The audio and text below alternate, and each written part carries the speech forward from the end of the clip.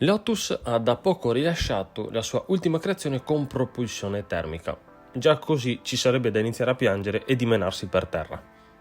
L'estate del 2022 segnerà il debutto della Emira e, al contempo, la fine di un'era piena di glorie e soddisfazioni.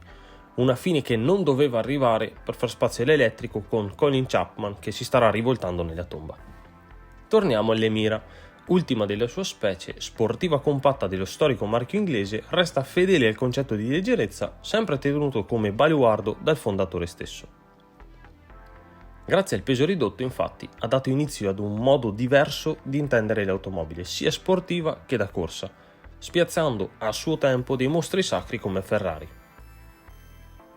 Questa nuova nata dispone di un telaio in alluminio saldato e del motore in posizione centrale configurabile in due versioni.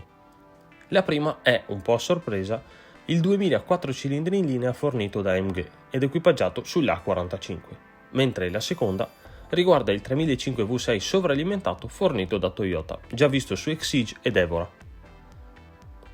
Le potenze dichiarate oscilleranno tra i 365 e i 406 cavalli, con coppia massima di 430 Nm.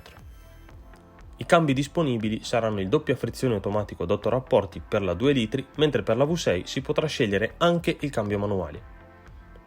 Prestazioni ovviamente di tutto rispetto, con 0 a 100 in meno di 4 secondi e mezzo e velocità di punta di poco sotto i 300 km/h.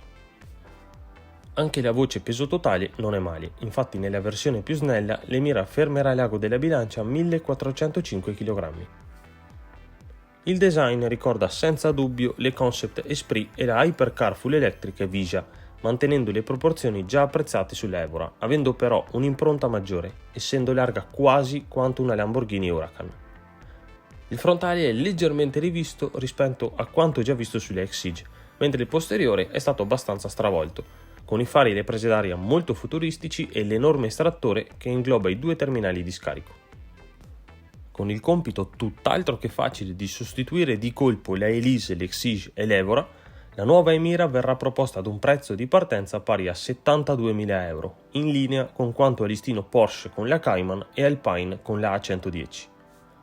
Lotus ha sempre rappresentato una filosofia a parte, un modo di concepire le vetture staccato dalla massa, e questo cambio di rotta lo trovo quantomeno scorretto.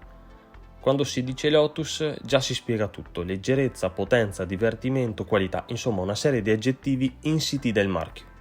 Senza nulla togliere a questa nuova creazione, credo che lo sgomento tra gli appassionati sia notevole, vista la chiusura col termico da parte di un marchio storico come quello britannico, ormai controllato dalla cinese Geely. Sicuramente arriveranno delle sportive leggere e velocissime a propulsione elettrica, ma che palle, signori miei!